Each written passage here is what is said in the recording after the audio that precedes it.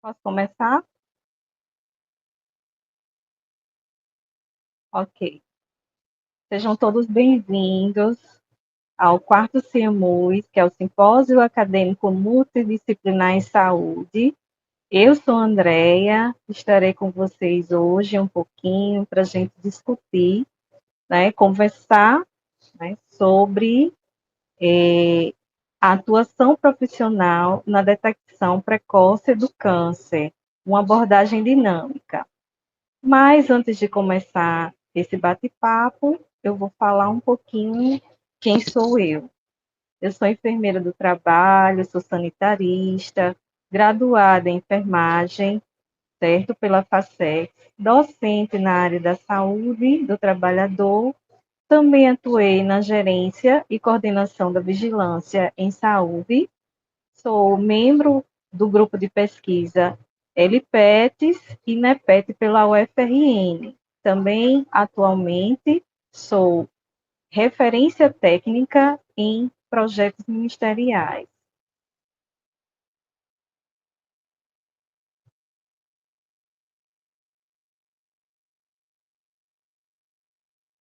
Então, para que possamos iniciar o nosso bate-papo, eu vou conversar um pouquinho a respeito das políticas públicas de saúde, né? Nós temos que fazer essa ampla abordagem, acho interessante, porque a saúde, ela vem a ser o direito social que é reconhecido mediante a Constituição Federal de 1988.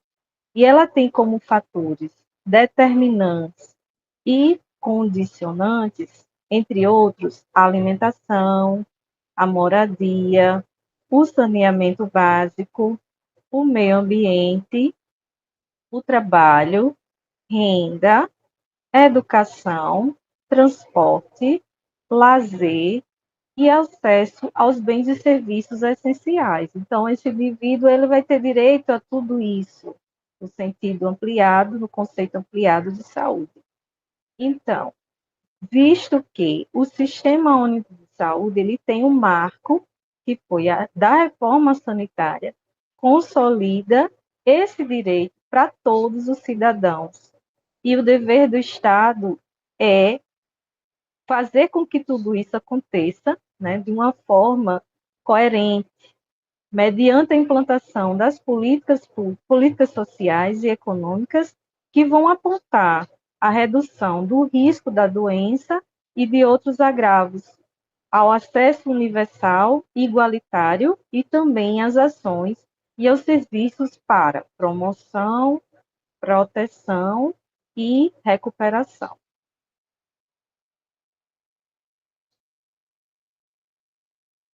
Visto tudo isso, temos o conceito ampliado de saúde, que vai ser, segundo a Organização Mundial, que é um estado completo, né, de bem-estar físico, mental e social, e não vai ser somente a ausência de afecções ou enfermidades, ou podemos dizer mais facilmente, a ausência de doenças.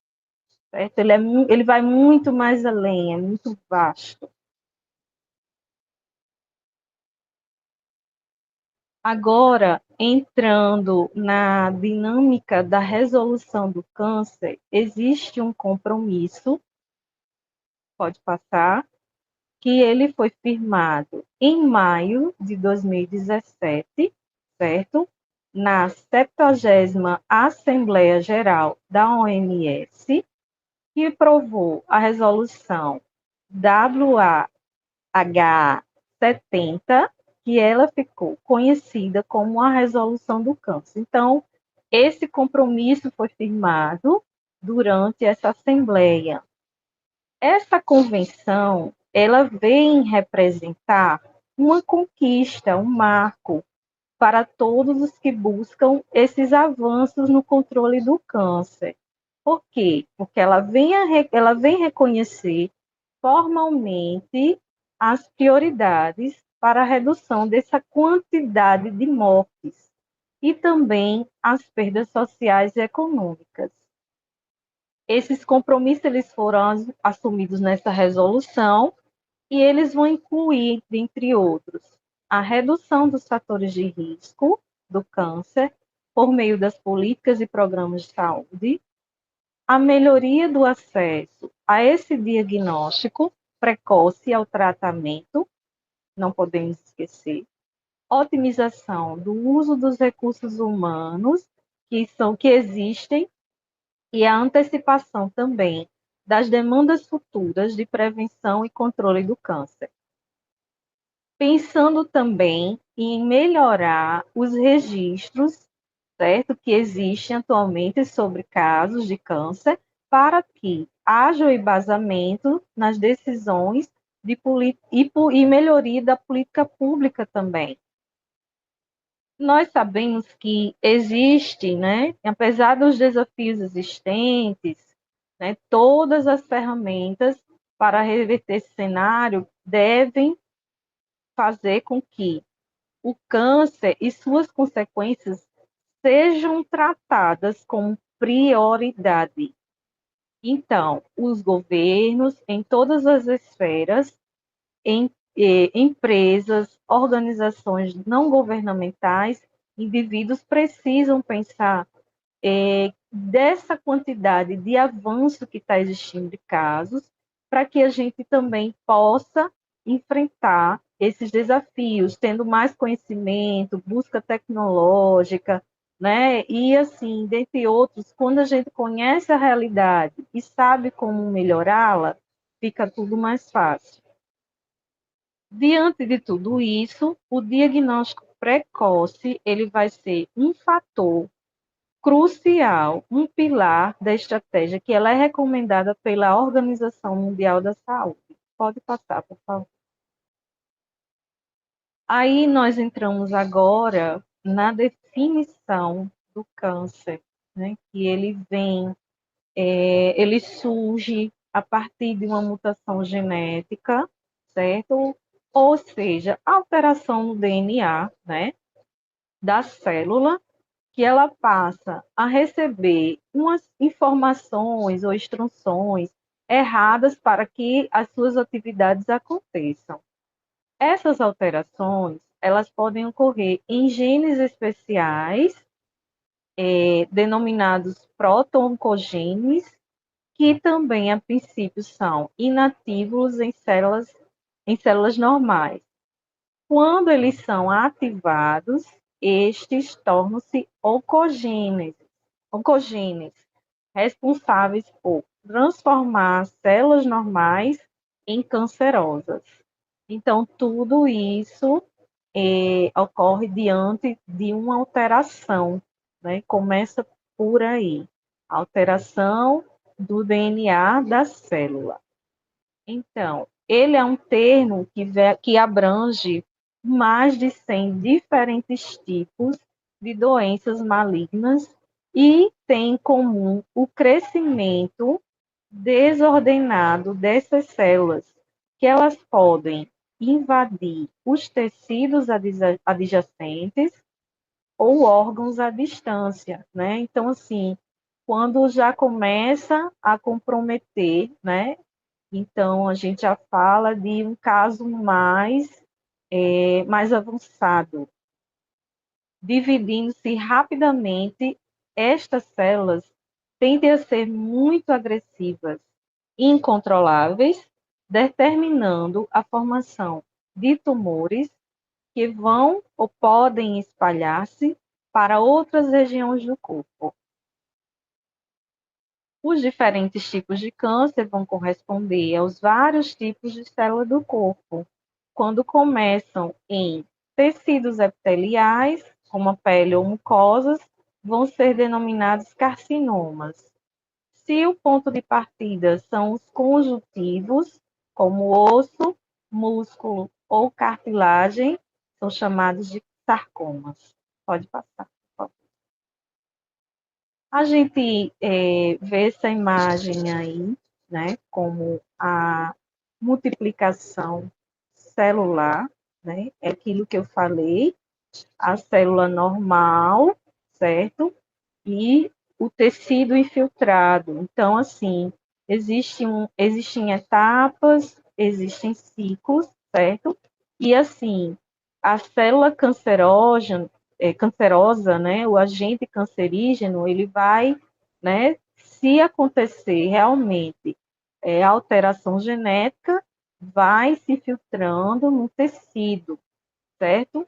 Então, assim, a gente sabe também que esse crescimento é rápido, torna-se desordenado, mas vamos falar sobre isso a seguir.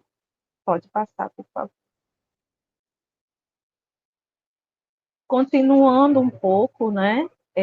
Essas células é, vão constituir, que constituem os animais, elas são formadas por três partes. Membrana celular, que é a parte mais externa, o citoplasma, que é o corpo da célula, o núcleo, que contém os cromossomos, e passa por sua vez, são compostos de genes. Esses genes, eles são os arquivos que eles guardam e fornecem as instruções que organizam todas as estruturas e vão formando dali as atividades das células no organismo.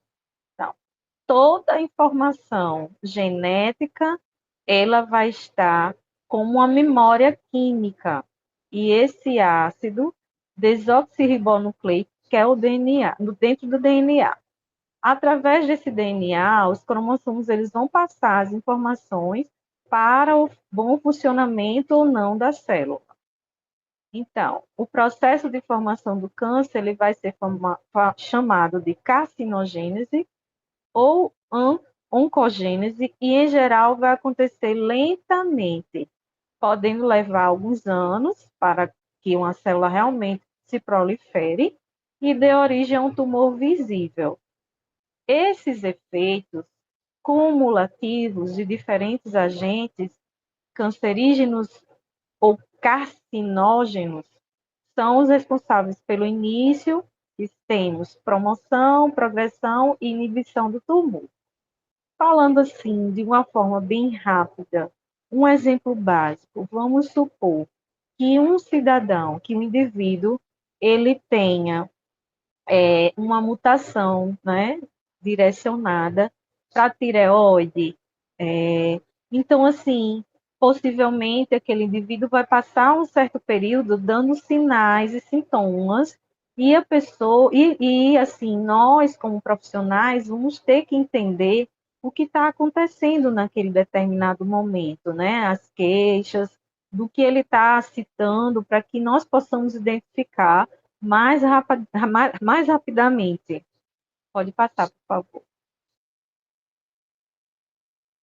Então, a gente tem aqui essa imagenzinha também, né, que eu coloquei, como surge o câncer. Então, já foi falado anteriormente, né, e as células, elas estão ali, né, as células normais, e possivelmente, devido à alteração do DNA, a célula cancerógena também passou a fazer parte, e o crescimento foi acontecendo.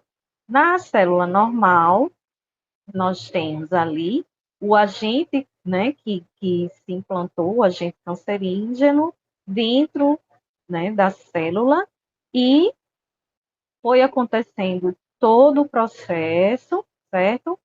Temos a composição da carcinogênese e, em decorrência disso, a célula cancerógena. Cancerosa, perdão, pode passar. Continuando, a carcinogênese vai ser determinada pela exposição a esses agentes em uma dada frequência e período de tempo, e também pela interação entre eles. Deve ser considerados, no entanto, as características deste indivíduo que vão facilitar ou vão dificultar a instalação do dano celular. Esse processo ele vai ser composto por três estágios, no geral, pode passar. O estágio de iniciação, onde os genes vão sofrer a ação dos agentes cancerígenos, que vão provocar as modificações em alguns de seus genes. Lembrando que nessa situação, nessa fase, as células vão se encontrar geneticamente alteradas, que é o sinal de alerta, e ainda não é possível se detectar um tumor clinicamente. É aquilo que eu falei do caso, eu exemplifiquei do caso de tireoide. Existem pacientes que podem ter, né, que fazer exames de imagem periódicos para que acompanhem, porque muitas vezes você não consegue detectar de primeira linha, no primeiro exame. Aquele paciente ali fica em cima do muro, não se sabe o que ele tem, se realmente já entrou no estágio de câncer ou não. Então, assim, vão encontrar-se preparadas, ou seja, iniciadas para uma ação de um segundo grupo de agentes que atuará no próximo estágio. Pode passar. Nesse processo de iniciação, nós temos os agentes iniciadores, né? Aquilo que eu falei, a alteração genética, e já temos uns possíveis ali, umas células que já estão realmente crescendo de forma, né, desordenada. Pode passar, por favor. O estágio de promoção, né, que as células geneticamente alteradas, elas vão ser iniciadas sofrendo o efeito dos agentes cancerígenos classificados como oncopromotores.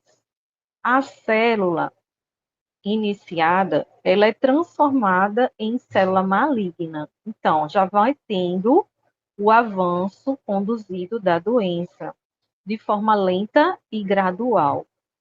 Lembrando que, para que ocorra essa transformação, é necessário um longo e continuado contato com o agente cancerígeno promotor.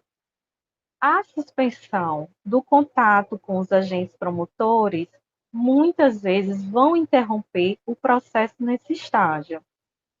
Então, alguns dos componentes da alimentação, exposição excessiva e prolongada a hormônios, são alguns dos exemplos de fatores que promovem a transformação celular iniciada em maligna. Temos muitos outros, né? Fatores, a gente sabe disso.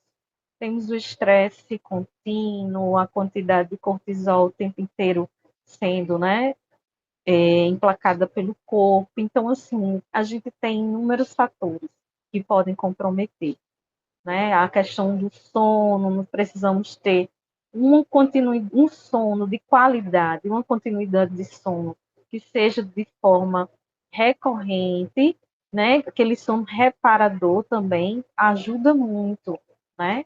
A coibir o avanço da doença. Pode passar, por favor. Então, é aquilo que foi citado anteriormente, eu trouxe a imagem para exemplificar o estágio de promoção com essas células que já foram alteradas, né? Que os agentes promotores estão lá implantados dentro dessa célula, e assim a gente vai vendo à medida que tudo isso vai, né, aumentando, a doença vai avançando de forma gradual, para até comprometer.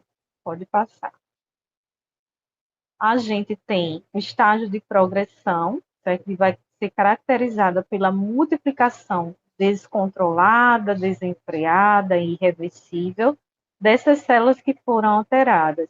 Lembrando que nesse estágio o câncer já está lá instalado e evoluindo até o surgimento das primeiras manifestações clínicas dessa doença. Então, esses fatores vão promover a iniciação ou progressão da carcinogênese e são chamados de agentes oncoaceleradores ou carcinógenos. O fumo é um agente carcinógeno completo, pois possui componentes que atuam nos três estágios da carcinogênese. Então, assim, já temos aí, para quem é fumante ativo ou passivo, né, que está ali convivendo diretamente com essa condição, tá? Pode passar, é um fator de risco, né? Pode passar. Então, nesse estágio de progressão, a gente tem a multiplicação desenfreada, né, como falado, o acúmulo de células cancerógenas e possivelmente o tumor. Então, a doença já avançou e o estágio está completamente delicado, né? Aí vai ter que entrar com as medidas de controle para que realmente possa reverter o cenário. Pode passar. O comportamento das células cancerosas no corpo, né? A gente já falou sobre essa alteração celular na estrutura genética do DNA, né? Então, assim, essas mutações, né? Elas vão acontecer, né? Na célula sadia, que vai crescendo e se dividindo no período de funcionamento e de sua morte. Então, na presença de qualquer erro, que nessas instruções, né, que ocorrem, podem surgir células alteradas que venham a se tornar cancerosas. E essa multiplicação desenfreada, desordenada, ela vai se dividindo rapidamente, é muito rápido, certo? Esse processo. Mais rápido do que as células normais do tecido à sua volta. Então, esse crescimento celular ele vai se tornando contínuo e o excesso dessas células vão invadindo progressivamente todo o organismo, adoecendo o corpo do ser humano, do indivíduo. E geralmente vai ter capacidade para formar novos vasos sanguíneos que vão nutrir e manter as atividades de crescimento descontrolado. O acúmulo dessas células desordenadas vão dar origem aos tumores malignos. E estas células possuem uma capacidade de se desprender do tumor e se deslocar, que é assim, o maior risco que existe, né? E vão invadir inicialmente os tecidos vizinhos, podendo chegar ao interior de um vaso sanguíneo ou linfático e, através desse, disseminar-se, chegando a órgãos distantes do local onde o tumor deu início ali, onde começou tudo, formando o que chamamos de metástase. Dependendo do tipo de célula do tumor, alguns dão metástases mais rápido e mais precocemente, e outros o fazem bem mais lentamente ou até mesmo não acontece. Pode passar. Continuando, as células cancerosas são geralmente menos especializadas nas suas funções do que as suas correspondentes normais. E conforme elas vão substituindo as normais, os tecidos invadidos vão perdendo as funções. Por exemplo, podemos citar aqui a invasão nos pulmões, que vão gerar as alterações respiratórias, invasão ao cérebro, que pode gerar neurológica, certo? E assim, as células cancerosas apresentam quadros característicos que as distinguem das células normais, né? Então, já foi citado a questão da proliferação descontrolada, diferenciação, perda da função, poder de invasão contínuo, capacidade de sofrer metástases. Pode passar. Essa imagem também, só para ilustrar, né, as etapas, o que vai acontecendo na etapa 1, a célula cancerosa, né, vai invadindo o tecido alterado, né, que dando origem ao tumor, invade o tecido vizinho, não é isso? Desprende-se e causam a metástase. Pode passar. Aí, dentro de tudo isso, nós temos a defesa do organismo, certo? Natural, que ela vai proteger das agressões impostas pelos diferentes agentes que a gente sabe que entram em contato, né, nas estruturas. Ao longo da vida, nós produzimos as células certo? E são alteradas, mas os mecanismos de defesa vão realmente possibilitar uma interrupção no processo, que vai resultando também em eliminação. A integridade do sistema imunológico, ele é capaz de reparar o DNA, certo? Danificado por agentes cancerígenos. E a ação de enzimas responsáveis pela transformação e eliminação de substâncias cancerígenas introduzidas no corpo vão exemplificar os mecanismos de defesa. Então, como é do próprio organismo, na maioria das vezes, geneticamente pré-determinados, vão variar de um indivíduo para outro.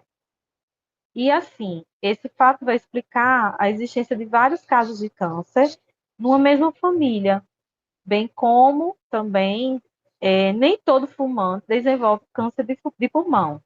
É um exemplo, né, do que estou falando.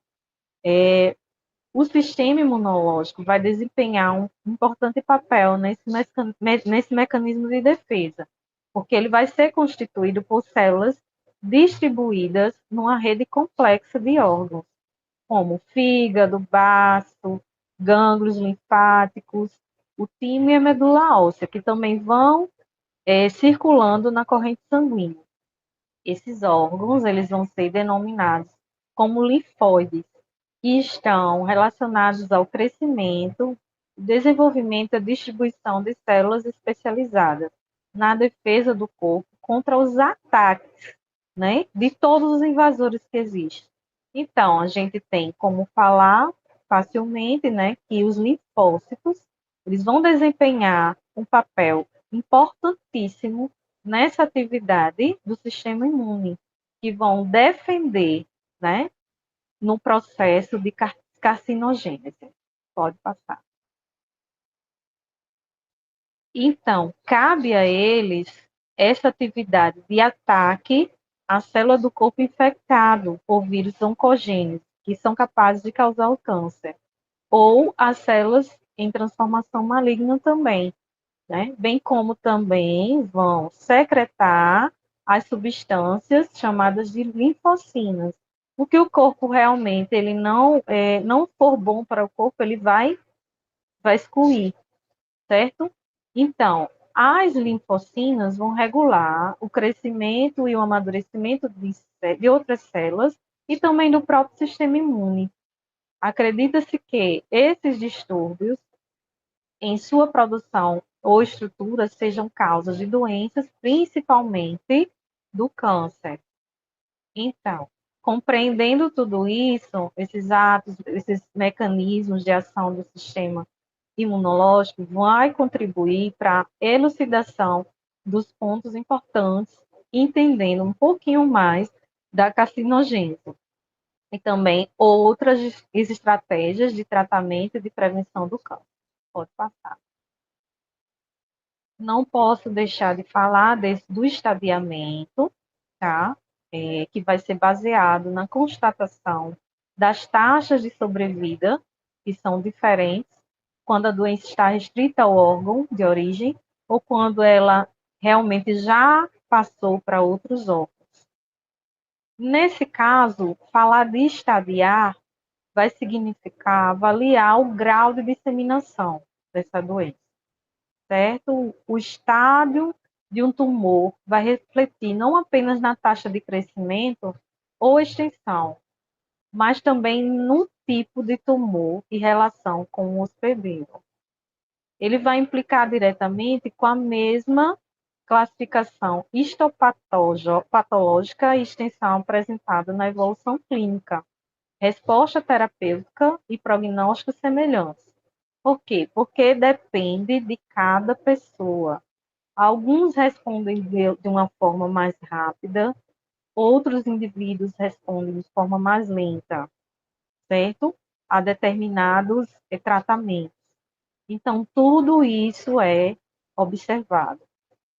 A classificação das neoplasias, elas malignas, elas têm grupos, né, que vão obedecer aos diferentes variáveis. Localização, tamanho, volume do tumor, invasão direta, linfática, metástases à distância, diagnóstico histopatológico, produção de substâncias, manifestações sistêmicas, duração de sinais e sintomas, sexo, idade, e como eu falei anteriormente, também depende de cada pessoa, né, de cada paciente. O sistema de estadiamento, ele mais utilizado, preconizado pela União Internacional para o Controle do Câncer, ele vai ser denominado sistema TNM, que vai classificar os tumores malignos, que ele vai se basear na extensão anatômica da doença, levando em conta as características do tumor primário, dos linfonodos, das cadeias de drenagem linfática, do órgão que o tumor se localiza também, e a presença da ausência de metástases. Então, assim, o profissional ou a equipe de profissionais, ele vai compreender o cenário através dos parâmetros de graduação, certo? Que vão geralmente de T0 a T4, M0 a M3, M0 a M1. Então, assim, vai depender, né, da circunstância, do quadro, do que realmente já se conhece da gravidade da doença, né, do que realmente é observado no sentido geral. Pode passar, por favor. A classificação, né, que ela vai determinar a extensão dessa doença, identificando principalmente os órgãos que são envolvidos. A gente tem umas etapas, né, que são a obtenção de informações sobre o comportamento biológico do tumor, a escolha terapêutica, a previsão de complicações, obtenção de informações sobre o prognóstico do caso, avaliação dos resultados desses tratamentos, a investigação oncológica com todos os parâmetros, pesquisa clínica, publicação, resultados e troca de informação. Também temos os parâmetros que são avaliados constantemente pelo estadiamento, que deve incluir fatores relacionados ao tumor e hospedeiro, que eu falei anteriormente, como órgão e tecido, origem do tumor, classificação histopatológica, extensão do tumor, que primário, tamanho, volume, invasão de tecidos adjacentes, comprometimento de nervos, vasos do sistema linfático, o local onde realmente foram detectadas as metástases, a dosagem dos marcadores tumorais e o estado funcional do paciente. Então, assim, todos estes, né, são, todas estas são dinâmicas de classificação. Pode passar, por favor. Essa imagem, ela está um pouquinho embaçada, espero que vocês consigam ver, mas rapidamente, só para pontuar aqui, né, que são alguns dos fatores de risco, né, que a gente pode citar, que a idade é aumentada significativamente para 50 anos, ter mutações em genes como BRA, DRCA1 ou 2, existência de exposição de radioterapia na região mamária antes dos 40 anos, certo? A história prévia de lesões mamárias, como neoplasia, familiares de primeiro grau, com câncer de mama, tabagismo, consumo de álcool e também o excesso de peso. Pode passar. Entrando um pouquinho aqui na estimativa do câncer pela Organização Mundial de Saúde, né, em 2022, achei importante trazer, certo, alguns dados epidemiológicos para que a gente conheça qual é a realidade, certo?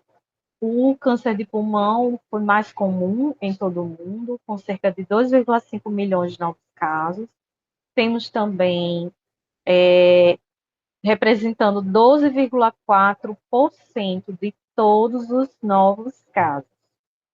O de mama ficou em segundo lugar com cerca de 2,3 milhões de casos, seguido pelo colo retal, cerca de 1,9 milhões de casos, câncer de próstata, 1,5 milhões de casos, certo? Câncer de estômago, 970 mil casos.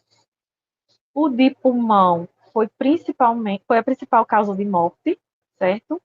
De câncer, 1,8 milhões de mortes, certo? Seguido pelo colo retal, que foram 900 mil, câncer de fígado 760 mil mortes, câncer de mama, 670 mil mortes, de estômago, 660 mil, e o ressurgimento do câncer de pulmão foi o mais frequente e provavelmente está relacionado à persistência do uso de tabaco na Ásia. Então, assim, essas estimativas de 2022 são assustadoras, certo? Quando eu comecei a fazer a pesquisa realmente para trazer, né, esses dados, eu já me assustei. E houve também algumas diferenças por sexo na incidência e na mortalidade em relação ao total global para ambos os sexos. Em mulheres, o câncer é mais comumente diagnosticado e principal causa de morte por câncer na maioria dos países, que são de 157 a 185. Quem ganhou foi o de mama, certo? Enquanto para os homens, foi o de pulmão. Pode passar. Então, agora, falando do triênio, né?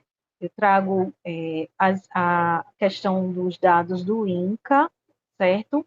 Do triênio 2023 a 2025, e são esperados cerca de 704 mil novos casos de câncer no Brasil, com destaque para regiões sul e sudeste, que vão concentrar a maior parte, cerca de 70% da incidência. Então, ao todo, são estimadas as ocorrências para 21 tipos mais incidentes no país, certo? Então, assim, 2 a mais do que na publicação anterior, com a inclusão do pâncreas e do fígado. Então, gente, se em 2022 era assustador, começa a se tornar alarmante. Então, esses cânceres foram incluídos por serem um problema de saúde pública em regiões brasileiras e também com base nas estimativas mundiais. O de fígado vai aparecer entre os 10 mais incidentes na região norte, estando relacionadas a infecções hepáticas e doenças hepáticas crônicas. O de pâncreas ele vai estar entre os 10 mais incidentes na região sul, sendo os principais fatores de risco a obesidade e tabagismo. Lembrando que o tumor maligno mais incidente no Brasil é o de pele, que é o melanoma, né? Apresenta 31,3% de casos, seguido pelo de mama feminino, que vai ser 10,5%, próstata 10,2%, cólon e reto 6,5%, tumor, pulmão 4,6% e estômago 3,1%. Nos homens, o de próstata ele vai ser predominante em todas as regiões, totalizando 72 mil casos novos estimados, certo? Para cada ano do próximo triênio. Então, nas mulheres, o de mama é o mais incidente, cerca de 74 mil casos novos previstos até 2025. Pode passar.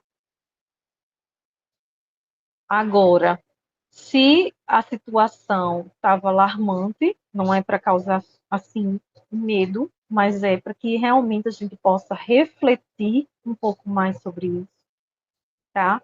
A gente vai ter, né, pela OMS, até 2050, estimativa para 2050, até 2050, um aumento projetado na carga do câncer. Então, a gente tem a previsão de 35 milhões de novos casos, com um aumento de 77% em relação aos 20 milhões de casos estimados em 2022. Esse rápido crescimento da carga global vai se refletir ao envelhecimento e crescimento da população. Lembrando que existem mudanças na exposição das pessoas, nos fatores de risco, que vão estar associados também ao desenvolvimento socioeconômico, né? E também foi falado aqui, foi citado, né, que os fatores de risco têm em contas tabaco, álcool, obesidade e outros que vão estar por trás desse aumento da incidência, certo? A poluição do ar também, né, como risco ambiental. Em termos de ônus absoluto, a gente espera, né, também, que os países com alto índice de desenvolvimento, eles apresentem maior aumento na incidência, com 4,8%, 4,8 milhões de novos casos esperados em 2050, em comparação com 2022, com as estimativas. Então, esse aumento proporcional é mais marcante, certo? Em países com baixo índice de IDH, certo? E médio. Prevê-se também que a mortalidade por câncer nesse país vai dobrar até 2050. Então, assim, realmente é assustador, certo? Pode passar. Então, acredito que esse slide a gente vai pensar, né, um pouco nessa situação que a gente tem, esse aumento absurdo, certo? Esse aumento gritante, tá? Então, nós temos aí a possibilidade, né, de ser diagnosticado um câncer de forma inicial. A gente precisa começar a trabalhar enquanto profissional, começar a pensar um pouco mais sobre isso. Pode passar, por favor. Eu vou falar só um pouquinho que, assim, essas estimativas, elas vão revelar uma desigualdade, certo?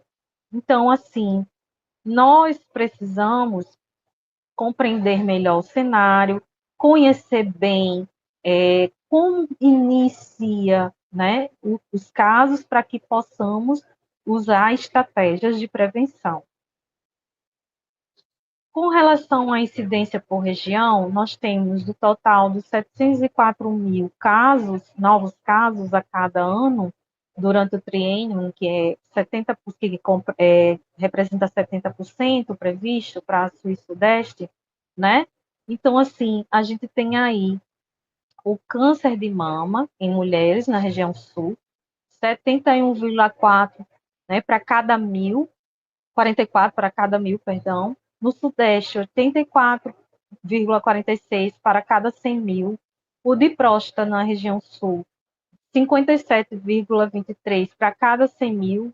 No Sudeste, 77,89 para cada 100 mil. E de cólon e reto no Sul, 26,46 para cada 100 mil. Sudeste, 28,75 para cada 100 mil. Pensando que são os três tipos mais incidentes nessas duas regiões. Na região Norte e Nordeste, próstata, certo? De 28,40 para cada 100 mil. Nordeste, 73,28 para cada 100 mil, que vai ser o mais incidente. Seguindo do de mama feminino, na região Norte, 24,99 para cada 100 mil. Nordeste, 52,20 para cada 100 mil, e câncer do colo do útero, na região Norte, 20,48 para cada 100 mil, Nordeste, 17,59 para cada 100 mil. Já na região Centro-Oeste, vai ser o câncer de próstata, o risco estimado de 61,60 para cada 100 mil, que vai representar o tipo da doença mais incidente sobre a população, seguido de mama feminino, 57,28 para cada 100 mil, e de colo retal, 17,08 para cada 100 mil. Pode passar. Então, essa representatividade desse cálculo de estimativa, ele vai ser utilizado, né, nas bases de dados de incidência para calcular os casos novos, que vão ser provenientes nos registros de câncer de base populacional e dos óbitos oriundos do sistema de informação sobre mortalidade, a partir da relação entre incidência e mortalidade nos modelos estatísticos. Então, assim, tudo isso vai ser para definir a melhor predição. E a escolha também vai depender da disponibilidade das informações, certo?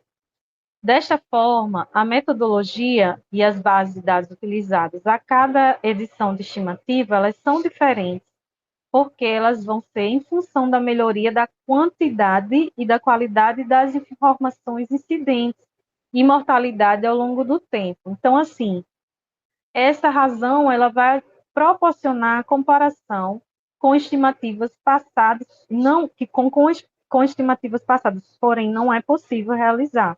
Então, assim, depende muito do que está acontecendo, das bases, de tudo isso, para que realmente faça uma melhor precisão, certo?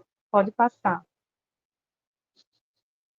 Então, diante dessa realidade crescente, desafiadora e assustadora, é necessário que nós que possamos pensar em estratégias mais amplas para combater realmente esse câncer, né? Para enfrentar essa doença, que vai ser, primeiro ponto, estimular a mudança de hábitos alimentares, abandonando o padrão de excesso, consumo exagerado de enlatado, embutido, ou mesmo outras coisas que vão fazer parte do grupo de risco.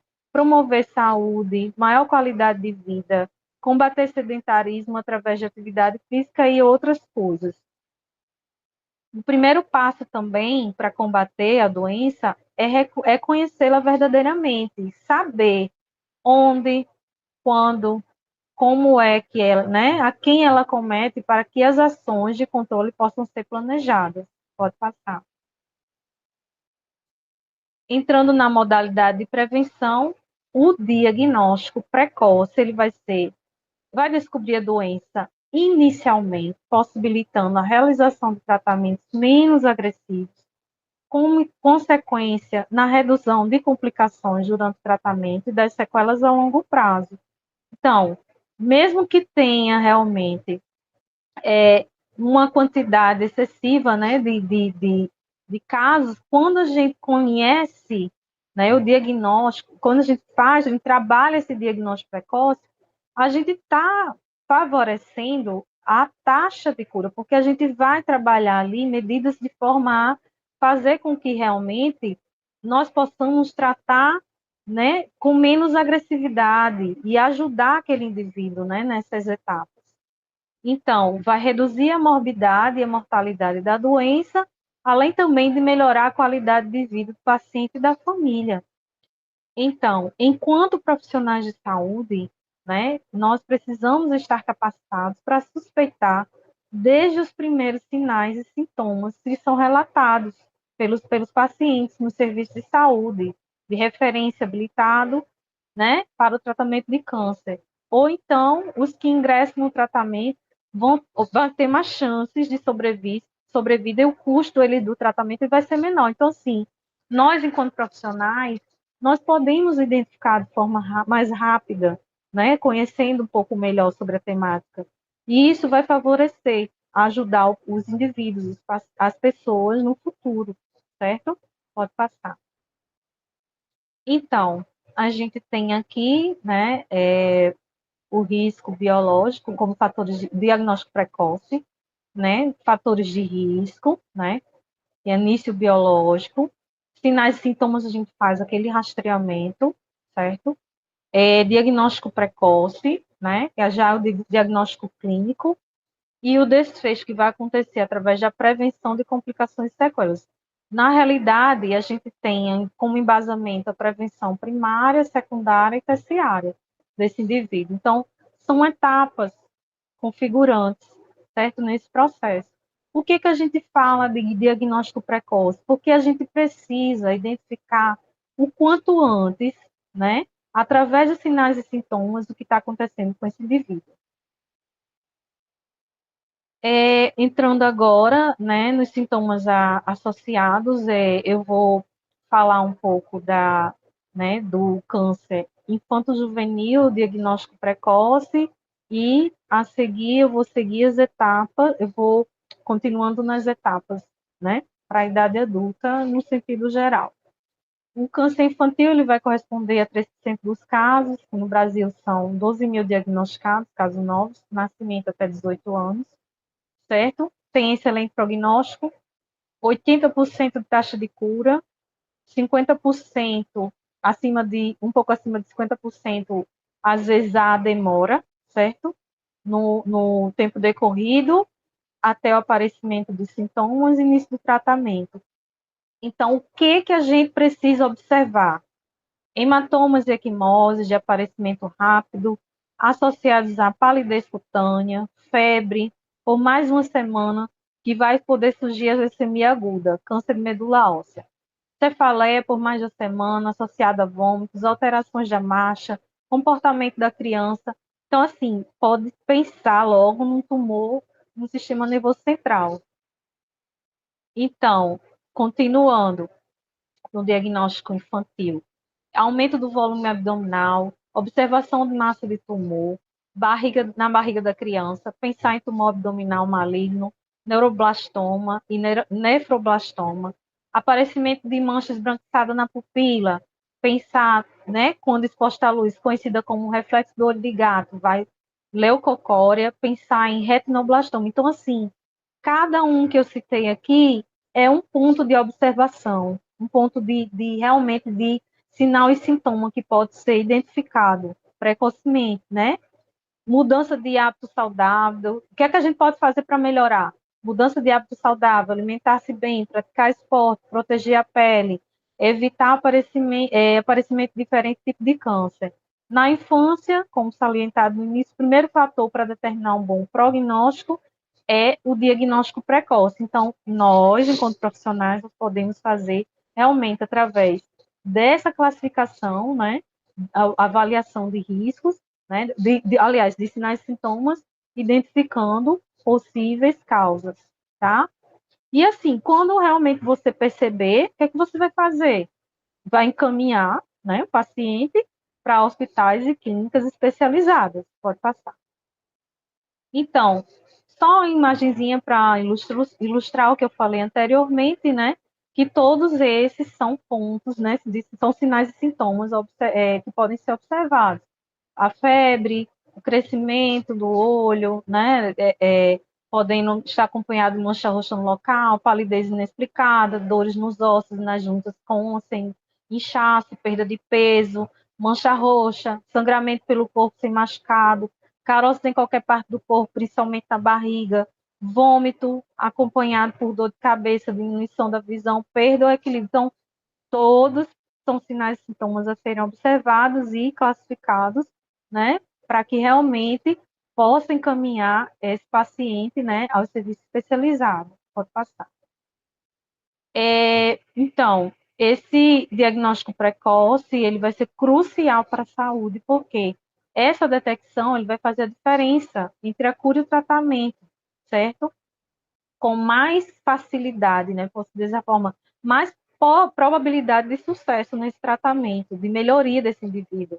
Então, quando ele é realmente identificado em estágios iniciais, muitas vezes é possível realizar as cirurgias minimamente, que vão realmente ser menos invasivos e levar a uma recuperação mais rápida do indivíduo e melhor qualidade de vida. Para muitos tipos de câncer, tem os exames de rastreamento que vão ajudar na detecção precoce. Agora, falando um pouquinho de cada um. Mamografia vai ser um exame de imagem usado para detectar o câncer de mama em estágio inicial, né, para mulheres a partir de 40 anos. A tomografia computadorizada, que vai ser um exame também de imagem para detectar o câncer de pulmão e também de outros tipos. O exame de sangue oculto para detectar câncer do colo, né, que ele é um exame de sangue oculto ou sangue invisível nas fezes, certo? Colonoscopia, um exame para detectar o colo retal, o câncer coloretal, vai ser iniciado geralmente a partir de 50 anos ou mais cedo se houver histórico familiar. Ressonância magnética, identificar as alterações genéticas que aumentam o risco de câncer, certo? Testes de detecção de múltiplos tipos de câncer que medem sinais biológicos, biomarcadores ou marcadores tumorais, que as células cancerígenas liberam nos fluidos corporais, vai ser um exame de rastreio, não é totalmente eficaz, porém, é ofertado com pessoas com maior risco. Para pessoas com maior risco, pode passar. É o exame de alfa-fetoproteína para pessoas com maior risco de certos tipos de câncer, que vai ser o exame de sangue para detectar o câncer de fígado, o antígeno de câncer 125, CA 125, detectar o câncer de ovário precoce, pode passar. O Papa Nicolau, né, para rastrear o câncer do colo do útero, né, que geralmente é iniciado na adolescência ou início da vida adulta. O teste de PSA, que vai ser o de sangue, para ajudar na detecção precoce do câncer de próstata, geralmente discutido iniciado com homens a partir eu vou botar, tem aqui 50 anos, né? Mas, assim, pode até ser mais cedo, né? A idade não determina diretamente, tá? Ou então aquelas pessoas com um alto risco, pode passar. Os sinais de alerta, né?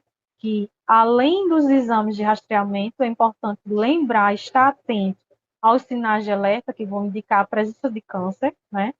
Podem variar de acordo com o tipo de câncer, mas alguns sintomas mais comuns vão incluir a mudança na pele, que são manchas pintas, ou feridas que vão mudar de tamanho, forma ou cor, que pode ser um sinal de câncer de pele.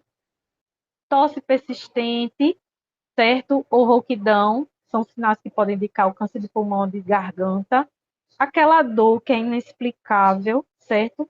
Uma dor persistente e assim contínua, tá? Que assim vai surgindo em qualquer parte do corpo, precisa ser avaliada pelo profissional. Mudança no hábito intestinal ou urinário, né? Essas alterações de movimento intestinal na urina que pode ser indicativo de câncer de gastrointestinal ou de trato urinário. O autoexame, né, que a gente pode pensar como uma estratégia, certo? Que além dos médicos regulares, a prática do autoexame é uma maneira importante de monitorar a saúde, certo? A gente tem aqui o autoexame da mama, que é feito em mulheres, realizar autoexame mensal para detectar qualquer alteração, não só nas mulheres, viu? Bem, lembrando, nos homens também. Autoexame da pele, verificar regularmente a pele em busca de novos sinais ou mudanças em pintas existentes para ajudar a detectar o câncer, né? Em estágio inicial, pode passar. Aqui eu trouxe uma imagem para que a gente compreenda também, né, em atenção aos sinais, que sabe que mais sobre a doença que representa quase 30% do tumor nas mulheres, então a gente tem sintomas que são observados, alteração da pele, mudança de mamilo, nódulo na mama ou axila, saída de líquido dos mamilos, certo? Os fatores que aumentam esse risco vão ser o excesso de peso, como eu falei, sedentarismo, consumo frequente de bebida alcoólica, tabagismo, não ter filhos, consumo de alimentos ultraprocessados, hereditariedade, pode passar esse slide, está lá na frente já. Isso. Hereditariedade, fatores que diminuem os riscos vai ser alimentação prolongada, gravidez antes dos 35 anos, certo? Pode passar. Continuando, autoexame da boca, que vai ser, a finalidade vai ser identificar lesões precursoras do câncer na boca, certo? Mudança na aparência dos lábios, da porção interna da boca, endurecimento, caroço, ferida que não cicatriza nunca, sangramento, inchaço e áreas dormentes. Então, tudo isso tem que ser observado, são fatores de alteração, né? Provenientes que podem ou não ser câncer. Autoexame dos testículos, que os homens podem fazer esse exame também de forma regular, para detectar as anormalidades nos testículos, pode passar. Em relação à questão dos casos de câncer, certo? Ou, no caso, a triagem, certo? No caso, para identificação ou dúvida do profissional, né? Que está na atenção básica, existe o serviço de triagem online da Liga contra o Câncer, certo? Que ela vai ser uma triagem oncológica, vai ser ofertado por esses profissionais da saúde, médicos e enfermeiros vinculados à atenção básica, que possuam em seu distrito pacientes com lesão suspeita de doença maligna comprovada por o exame histopatológico. Então, vai ser enviado o protocolo através desse site da Liga de Triagem, certo? Então, assim, eu trouxe mesmo só para conhecimento, tá? Pode passar. Em relação à condução dos casos suspeitos, precisamos pensar na estratégia, certo? De prevenção, de diagnóstico precoce. Então, assim, o que é que a gente vai fazer quando a gente realmente tiver um caso suspeito que a gente precisa, né, como profissional? A gente precisa pensar em discutir aquele caso com a equipe, certo? Porque fica mais fácil o embasamento, gerenciar essa investigação, nortear as situações da saúde, né? Aliás, desculpe, as ações da saúde, monitorar, promover apoio, avaliar, principalmente, e também pensar nessa agilidade e resolutividade, porque o quanto antes aquele paciente ele chegar, né, com um diagnóstico e realizar o início do tratamento é mais fácil a questão da cura, tá? E aí, vamos encaminhá-lo, né, e realizar essa interação profissional, porque a partir daí ele vai ser é, realmente encaminhado ao serviço, né, de referência, e lá ele vai receber o acolhimento do especialista e vai iniciar o tratamento dele. Então, assim, o quanto antes nós precisamos compreender esse cenário, entender sinais e sintomas, realizar o diagnóstico precoce, para então esse tratamento ele ser um sucesso, né? Esse caso desse paciente realmente ele ser curado, tá? Pode passar. Só que, diante de todas essas circunstâncias, por que não avançamos na redução dessa mortalidade? Então, infelizmente, existe ainda um grande atraso no diagnóstico, então nós precisamos reduzir esse atraso. A ampliação também da capacidade de obtenção do diagnóstico precoce. Então, nós temos essa dificuldade ainda de ofertar, muitas vezes, os exames de imagem em tempo hábil, em tempo oportuno. Então, é mais um desafio a enfrentar.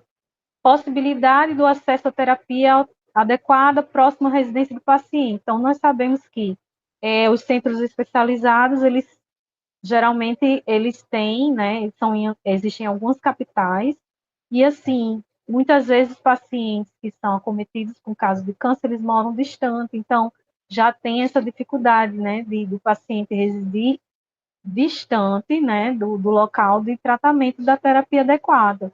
Então, também temos que pensar na garantia da chegada desse paciente, né, esse tratamento que muitas vezes não acontece.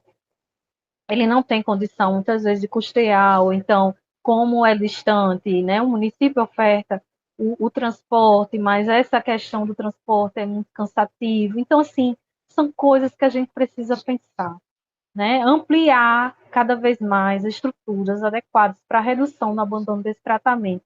Então, tudo isso, muitas vezes o paciente está ali, aguarda, né, esse diagnóstico, aguarda o diagnóstico mais preciso através do exame de imagem. Só que esse exame de imagem, ele não está sendo ofertado também em tempo hábil, demora, porque tem muita gente aguardando, não tem condição de pagar, é muito caro, muitas vezes, né, custear o próprio pagamento de alguns exames. Então, ele tem que esperar por esse diagnóstico, né, mais preciso. Tudo isso acaba acarretando. Ampliar também estruturas adequadas para a redução do abandono desse tratamento. Então, o que, que a gente pode pensar em fazer para que esse paciente ele realmente ele seja um pouco mais acolhido? Como a gente pode fazer enquanto profissional?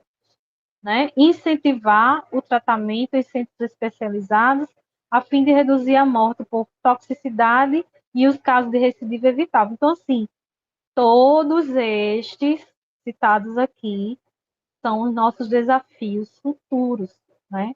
Como profissionais que a gente tem que refletir para melhorar todo esse sistema, tá? Pode passar.